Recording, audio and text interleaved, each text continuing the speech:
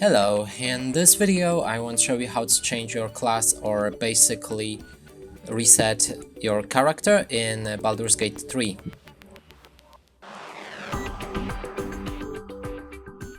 And to do this, there's a small spoiler ahead, so if you want to have the game spoiler less, then simply don't watch this video. Now, if you want to reset your character, you will need to explore this ruins at the beginning of the game. There's this ancient door right here on the map. Explore those ruins, and at some point you should find one undead guy, and after talking to him and keeping him alive, you'll be able to go back to your camp. You can do this by clicking on this button right here and simply go to your camp. Now he should be standing there somewhere. There might... Okay, there he is.